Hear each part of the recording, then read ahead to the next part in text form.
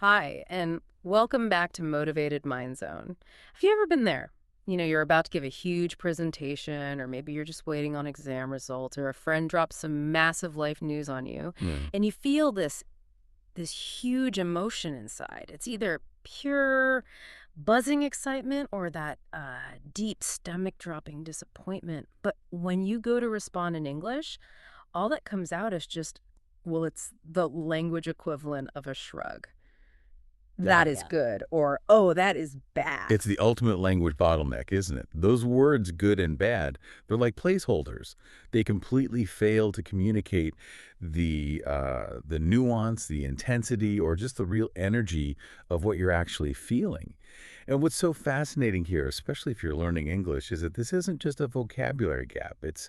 It can be a really deep cultural misunderstanding. Wait, a cultural misunderstanding? Tell me more about that. I always just assumed the goal was to be, polite and not too over the top. Exactly.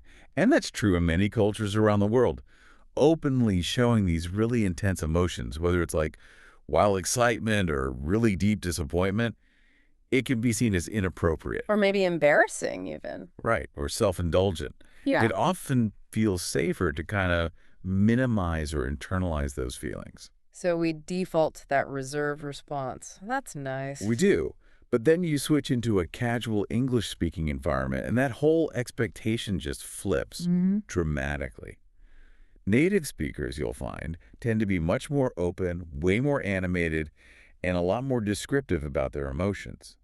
And if you don't have the words to articulate those highs and lows, you can risk sounding a bit distant or indifferent, Yeah. maybe even a little cold, even when you feel the exact opposite. So what you're saying is that sounding genuinely excited about a promotion or, really frustrated about a plan falling through, that's actually a social requirement in English. That feels like a lot of pressure, not just about fluency. It is a kind of social performance, in a way, because you're signaling that you're engaged.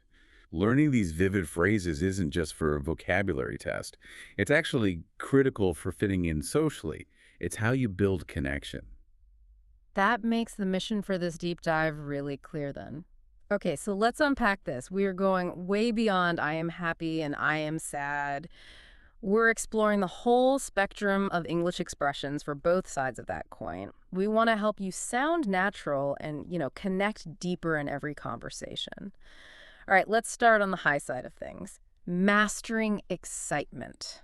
If you're talking about something positive, you need to be able to show how positive it is. Of course, you have your foundations. Things like, I'm so excited, that's awesome, or this is amazing. They always work. And this is where we can add that first really actionable layer of advice. Excitement isn't just about the word you pick.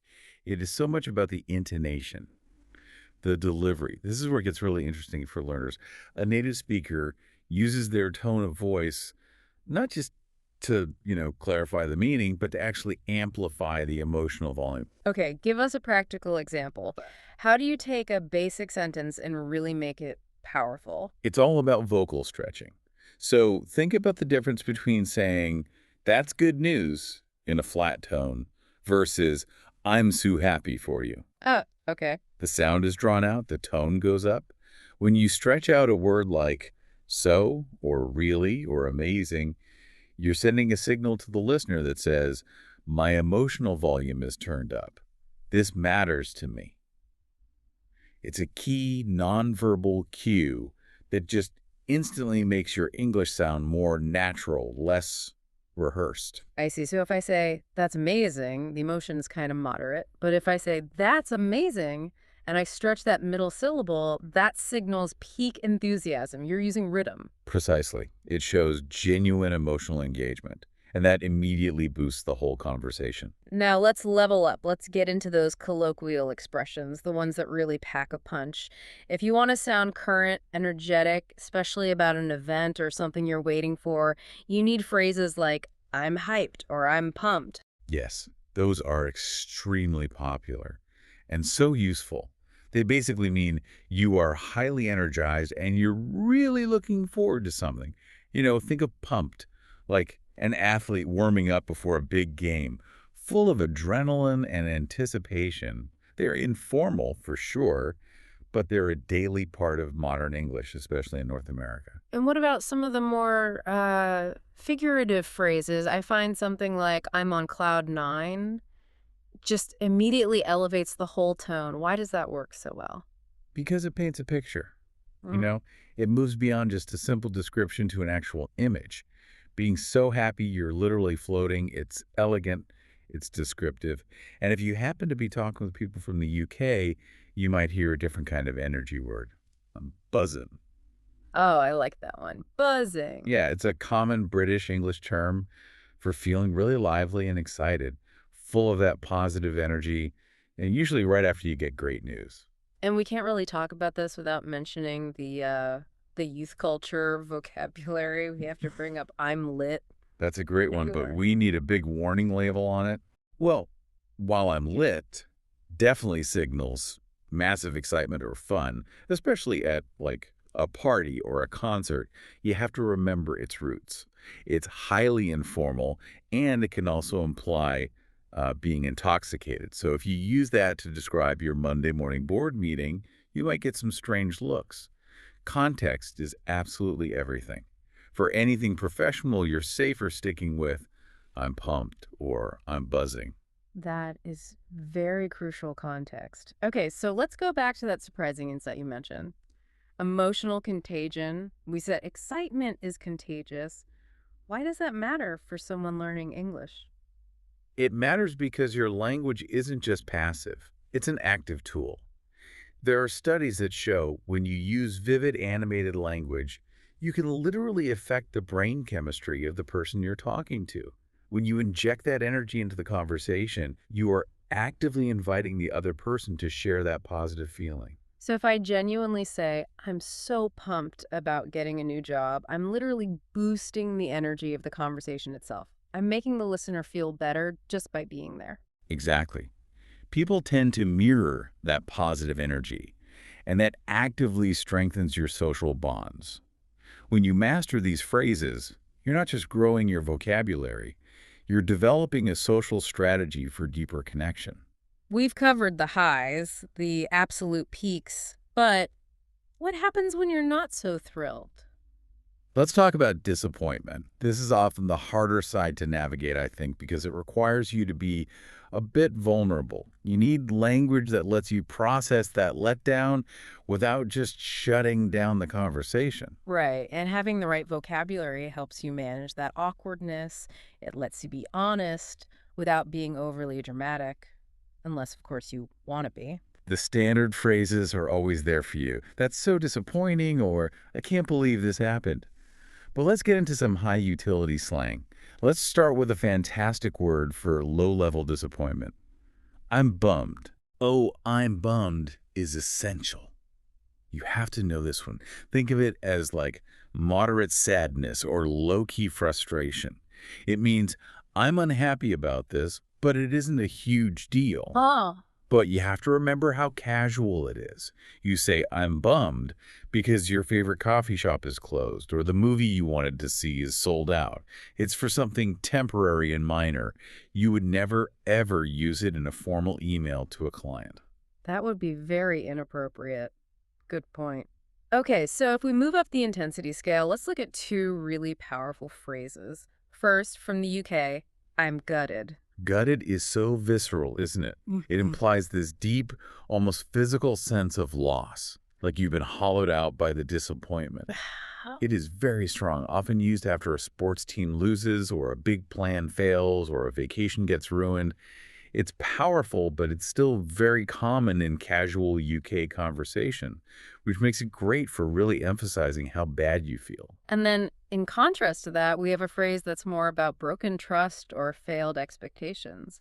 I feel let down. That's perfect for more serious interpersonal disappointment. When you say, I feel let down, you're focusing on how another person, or maybe an organization, failed to meet a promise. It feels a little more formal, maybe a bit more mature than "I'm bummed," so it's good for professional settings or serious talks with friends. And then there's that universal all purpose phrase for general annoyances that aren't, serious drama. This sucks. Absolutely. This sucks is the workhorse of casual English disappointment. It can be for anything from bad weather to a flight delay.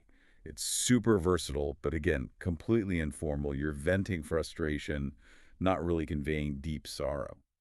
We should also talk about the interesting thing English speakers do, where they use really intense words for minor things.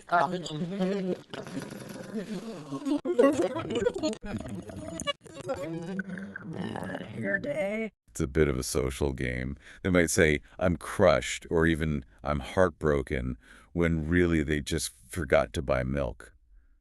The purpose of this exaggeration is twofold. First, it makes the disappointment sound humorous. And second, it invites sympathy from the listener, all while making it clear the event isn't actually life-ending. Right. So if my Wi-Fi dies right before a big deadline, I could dramatically say, I'm absolutely crushed. My entire day is ruined. Exactly. You just have to read the room and listen to the tone. If the event is minor but the language is intense, it's usually that dramatic exaggeration. It's a really useful tool for sounding more natural. So we have the language for the highs and the lows. But when we're dealing with those negative feelings, English speakers often use sarcasm or humor to deal with it, which is a big contrast to cultures that might just hide the feeling. Sarcasm is such a core linguistic tool, especially in North America and the UK, but it's incredibly difficult for learners because it's all about non-literal meaning. One way to express disappointment is just through casual indifference. You might just shrug your shoulders and make that sound of minimal concern. Meh. The perfect word for when you just don't care that much. Or you can use full-on sarcasm. And sarcasm in this context just means saying the opposite of what's true to show how you really feel. So imagine someone gives you really terrible results on a project. You might look at them and say, wow, that's exactly what I was hoping for. Right, and the listener knows immediately that what you're saying is the opposite of what you mean. The wow is dripping with negativity. It is. The problem is, if you deliver that line with a flat tone, a learner might think you genuinely were hoping for a failure. To make sarcasm work, you have to exaggerate your tone a little, maybe roll your eyes, or use a little pause to signal you're not being sincere. Mm. It's tough, but learning to at least understand sarcasm is essential. I find this next insight really fascinating because it ties everything we've talked about to culture. Geographic variation. People from different English-speaking places show disappointment differently. Yeah, it's a great example of social conditioning. We mentioned how in the UK they might use a strong word like gutted. In contrast, if you're talking to someone from Australia, they tend to minimize setbacks. They prioritize social harmony. So they might just shrug off something that would gut a Brit and say, no worries, mate, or Yeah, it's all good. even for something pretty significant, like missing a flight. Yep. The cultural emphasis is on that laid-back resilience, whereas a speaker from the U.S. might say, this sucks, or a UK speaker would be gutted. The Australian approach is often to minimize the drama, and that's crucial to understand so you don't misread a calm response as someone not caring. So what does this all mean for someone learning? If we connect the language back to psychology, it seems like the words we use really do shape our emotions. Precisely. The power of words is profound. Using these more descriptive, vivid expressions helps you process those feelings more effectively. Instead of just letting a vague feeling of dread hang around, if you can label it as I'm gutted or I feel let down, you can define it, categorize it, and then manage it. And finally, like we said at the start, it all comes back to being a social strategy. Articulating how you feel, whether it's I'm pumped or this sucks, it just opens the door to deeper conversations.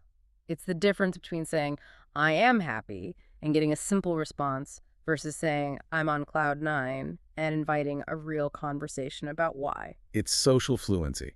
That's what we're aiming for here, not just linguistic accuracy. We've covered so much ground today, from mastering that crucial social signal of intonation to understanding the difference between, low-stakes slang like bummed and really intense words like gutted. You've just leveled up your ability to communicate your true emotional state in English. You now have the tools to avoid sounding, well, indifferent when you're anything but. Who knew that just by improving how you talk about your emotions in English, you could actually become more engaging, more memorable, and build better social bonds? It's really a shortcut that goes way beyond just knowing a dictionary definition. Now, here is your final prompt, your chance to practice this right away. Think about the most exciting or disappointing thing that happened to you this week, and don't use the basic words. How would you talk about it now, using one of the new phrases we discussed? Drop the basics and go straight for the drama, the slang, or even the sarcasm. Use the right intonation. Practice really does make perfect. And if you think excitement and disappointment are tricky, just wait until we dive into expressing subtle frustration or pure, undiluted joy. Stay tuned.